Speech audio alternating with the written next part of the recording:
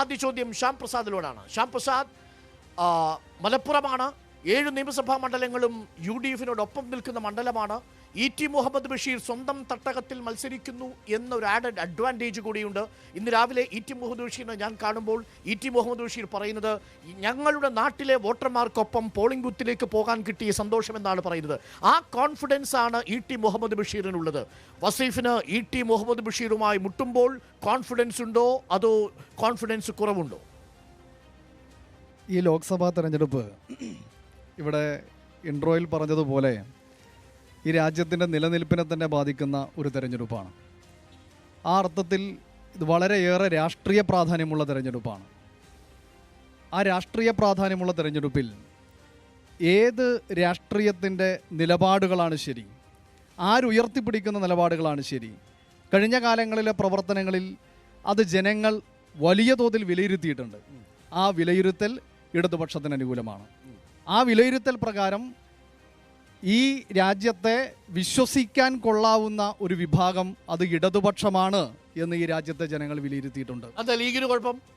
ഇവിടെ ഓരോ കാര്യങ്ങളും പരിശോധിച്ചു കഴിഞ്ഞാൽ, ഇവിടെ കഴിഞ്ഞ 5 വർഷത്തെ പെർഫോമൻസ് മാത്രം നോക്കിക്കഴിഞ്ഞാൽ ET മുഹമ്മദ് ബഷീർ ആണെങ്കിലും സമദാനിയാണെങ്കിലും UDF-ന്റെ MP-മാരാണെങ്കിലും അവർ എന്താണ് പാർലമെന്റിൽ അവരുടെ സമീപനം, എന്താണ് അറ്റൻഡൻസ് ഉണ്ടായിരുന്നു ET മുഹമ്മദ് ബഷീറിന്റെ പാർലമെന്റിൽ? More than 90.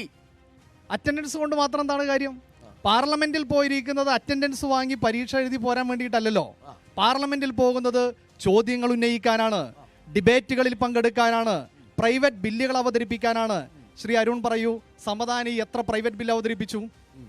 ഇവിടെ ലീഗിന്റെ പിന്നെ പ്രതിനിധി ഉണ്ടല്ലോ, സമദാനി എത്ര പ്രൈവറ്റ് ബില്ല് അവതരിപ്പിച്ചോ? ഈ മണ്ഡലത്തിന്റെ പ്രതിനിധിയാണ്. ഒരു MP-യുടെ അവകാശമാണ് പ്രൈവറ്റ് ബില്ല് അവതരിപ്പിക്കുക എന്നത്. ഒരു പ്രൈവറ്റ് ബില്ല് പോലും അവതരിപ്പിക്കാത്ത ഒരു MP അത് സമദാനിയാണ്. എങ്ങനെയാണ് ഒരു MP എന്ന തങ്ങളുടെ അവകാശം വിനിയോഗിക്കുന്നില്ല? അറ്റൻഡൻസ് ഉണ്ടാക്കിയതുകൊണ്ട് എന്താ കാര്യം? അതിന്റെ ഓണറേറിയം വാങ്ങിയിട്ട് എന്താണ് കാര്യം? ശമ്പളം വാങ്ങിയിട്ട് എന്താണ് കാര്യം? ഈ നാട്ടിലെ ജനങ്ങൾ ഈ പറയപ്പെടുന്ന ജനപ്രതിനിധികളെ തെരഞ്ഞെടുത്തയച്ചത് തങ്ങളുടെ അവകാശങ്ങൾ ചോദിച്ചു വാങ്ങാനും ഈ നാടിനു വേണ്ടി പ്രവർത്തിക്കാനും വേണ്ടിയാണ്. രാഹുൽ ഗാന്ധിക്കൊപ്പം സമദാനിയുടെ പ്രസംഗം ലോകം കേട്ടില്ലേ? കേട്ടു. ആരുടെ പ്രസംഗമാണ്? രാഹുൽ ഗാന്ധിയുടെ. നിങ്ങൾ അറ്റൻഡൻസിനെ വെച്ചാണല്ലോ തുടങ്ങിയത്. രാഹുൽ ഗാന്ധിയുടെ അറ്റൻഡൻസ് എത്രയാ? 50%. ഒരു ഡിഗ്രി മോദിക്കെതിരെ സംസാരിച്ചതിന് പാർലമെന്റിൽ നിന്ന് പുറത്താക്കപ്പെട്ട ഒരു നേതാവാണ് അദ്ദേഹം.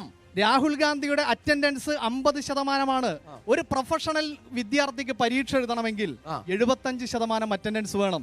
അങ്ങനെയെങ്കിൽ രാഹുൽ ഗാന്ധിക്ക് ആ സഭയ്ക്കകത്തിരിക്കാനുള്ള യോഗ്യത പോലും ഇല്ല. രാഹുൽ ഗാന്ധി ഇപ്പോഴും പാർലമെന്റിന് പുറത്താണ്, ജനങ്ങളുടെ ഇടയിലാണ്. പാർലമെന്റിനുള്ളിൽ ഇരിക്കുക മാത്രമല്ലല്ലോ. അങ്ങ് തന്നെ പറഞ്ഞതനുസരിച്ച് പാർലമെന്റിൽ ഇരുന്ന് അറ്റൻഡൻസ് വാങ്ങി ഓണറേറിയം വാങ്ങലല്ല ജോലിയെങ്കിൽ രാഹുൽ ഗാന്ധി ഭാരത് ജോഡോ ന്യായ യാത്ര നടത്തി. ഭാരത് ജോഡോ ന്യായ യാത്രയുടെ 2ാം ഘട്ടം ഇപ്പോഴും യാത്ര തുടരുകയാണ്. അതിന് പാർലമെന്റ് MP എന്ന പദവി ആവശ്യമില്ല.